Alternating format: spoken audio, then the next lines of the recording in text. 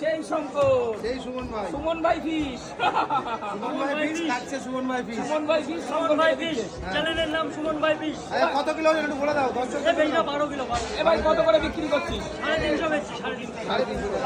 12 kilo ওয়েটে ইয়ে শঙ্কর মাছ 1200, sorry 350 করে। 350 টাকা কাটা। ভালো হবে তো মাছে?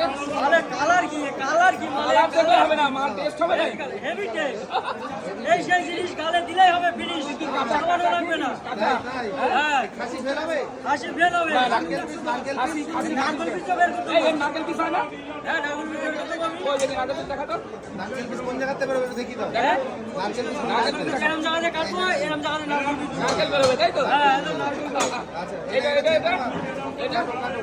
এটা করে দে ফালতু করে আর দেখিস না। হ্যাঁ রাখিস না।